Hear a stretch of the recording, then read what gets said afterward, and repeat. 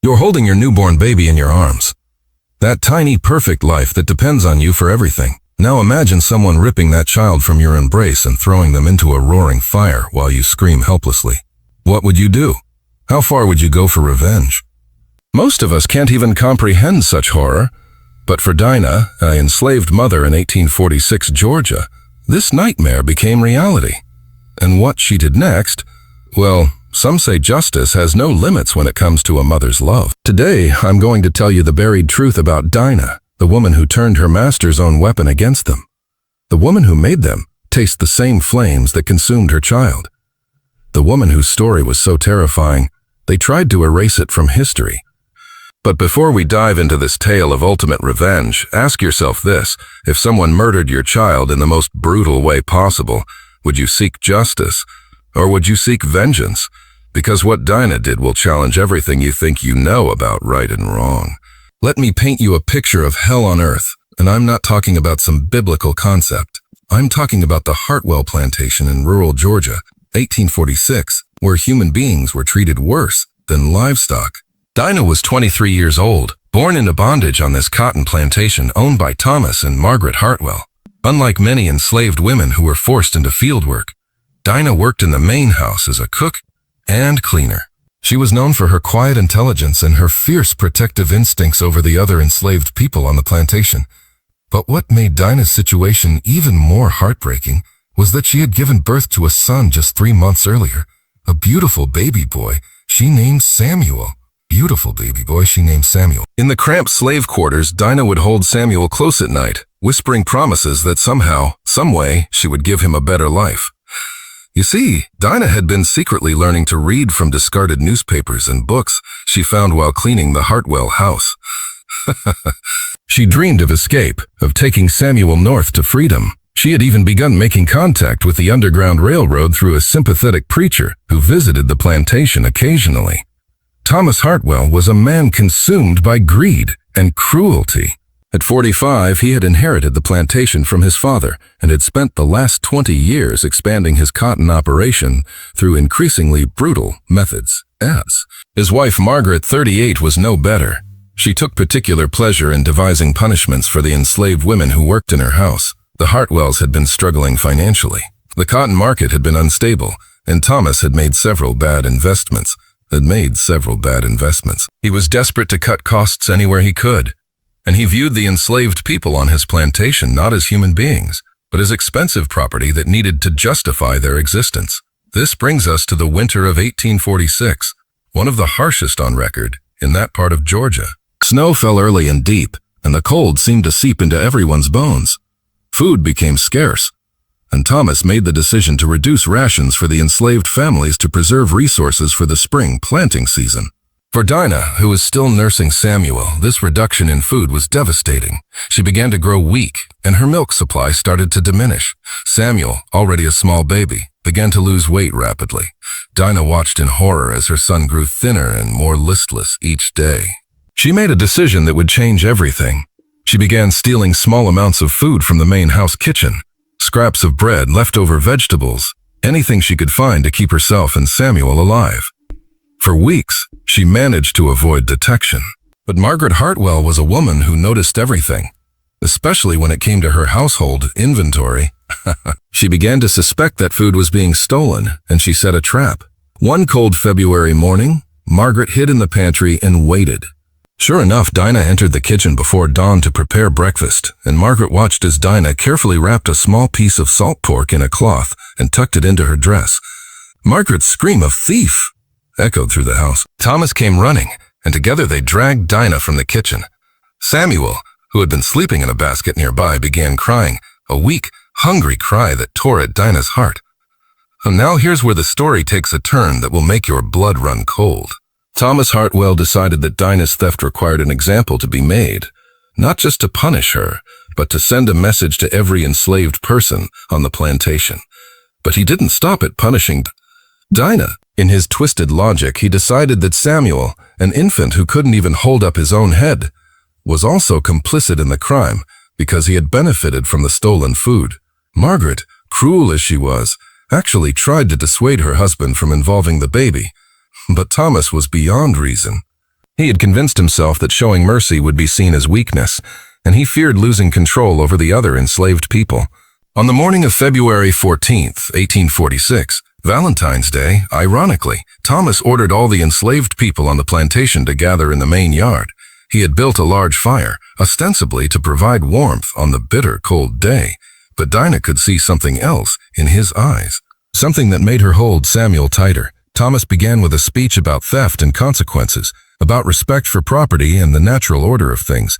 But Dinah wasn't listening to his words. Dinah's words. She was watching his eyes, and she knew with a mother's instinct that something terrible was about to happen. When Thomas reached for Samuel, Dinah fought like a wildcat. It took 3 grown men to pry her baby from her arms, and even then she kept fighting, kept screaming, kept trying to reach her son. The other enslaved people stood frozen in horror, knowing that any attempt to help would result in their own punishment. And then Thomas Hartwell committed an act so evil, so beyond human comprehension, that it would haunt everyone who witnessed it for the rest of their lives. He threw 3-month-old Samuel into the fire. The baby's cries lasted only seconds, but Dinah's screams seemed to go on forever.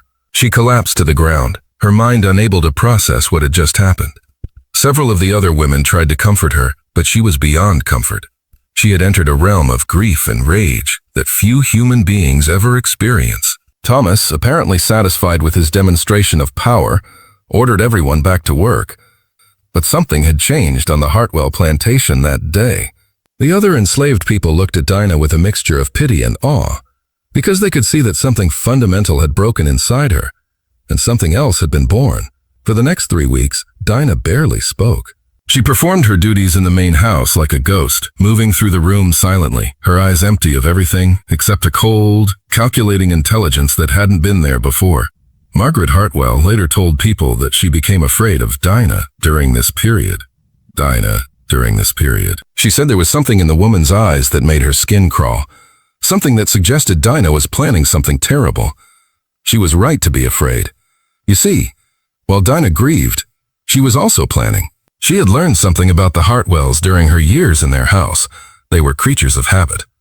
Thomas took his evening whiskey in his study at exactly 9 o'clock every night.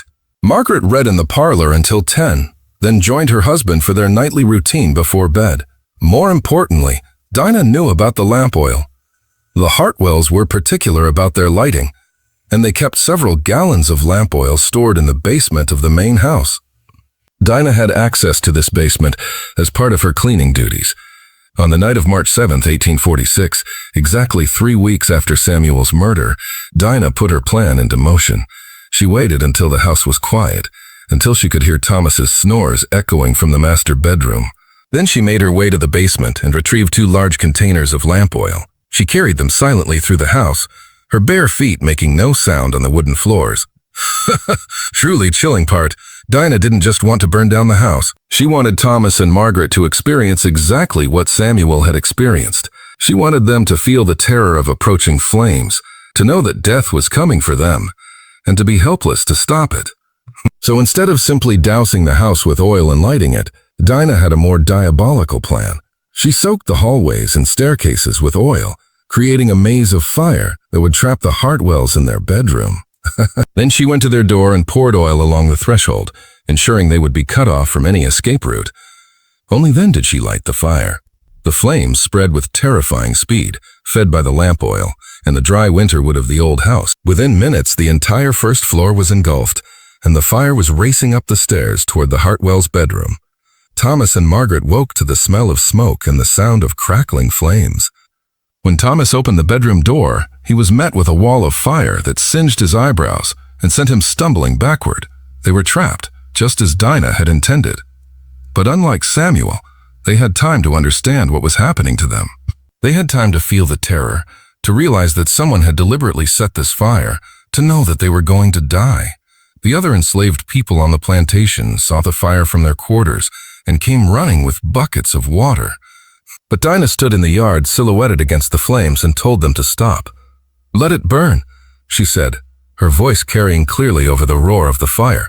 "Let them taste what my Samuel tasted." And so they watched as the Hartwell house became an inferno. They listened to Thomas and Margaret's screams, growing weaker and more desperate as the smoke overcame them. They saw the bedroom window shatter from the heat, and they watched as the roof finally collapsed, sending sparks shooting into the winter sky like twisted fireworks. By morning, nothing remained of the main house except charred timber and ash. The bodies of Thomas and Margaret Hartwell were found in what had been their bedroom, burned beyond recognition, just as Samuel had been burned beyond recognition 3 weeks earlier. But here's where Dinah's story takes an even more incredible turn. Because what happened next reveals just how deeply her act of revenge had affected everyone who witnessed it. When the local sheriff arrived to investigate the fire, he expected to find a grieving community of enslaved people who had lost their master's protection. Instead, he found something unprecedented. Not a single person would identify Dinah as the arsonist. Even though dozens of people had seen her standing in the yard, even though she had openly told them to let the house burn, when questioned by the authorities, they all claimed to have been asleep when the fire started. They said they had no idea how it had begun. This wasn't just loyalty to Dinah. This was something deeper. The other enslaved people understood that what she had done wasn't just personal revenge. It was justice. It was the universe finally balancing the scales for an act so evil that it had offended every moral principle they held sacred. The sheriff, frustrated by the wall of silence he encountered, eventually concluded that the fire had been accidental, perhaps caused by an overturned lamp or a spark from the fireplace. Thomas and Margaret Hartwell were buried in the local cemetery, and their deaths were officially recorded as tragic accident. But the story doesn't end there, because Dinah's revenge had consequences that extended far beyond the Hartwell plantation. Word of what had happened spread quickly through the Underground Railroad network.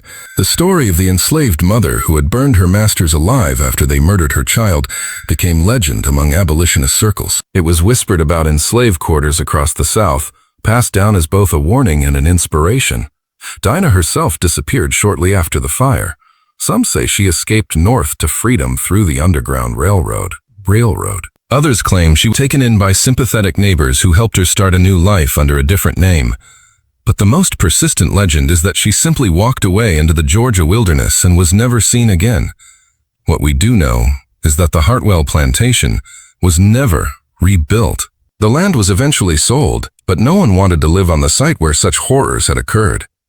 Local people claimed the ground was cursed, that you could still hear Samuel's cries on quiet nights, and that the smell of smoke never quite left the air.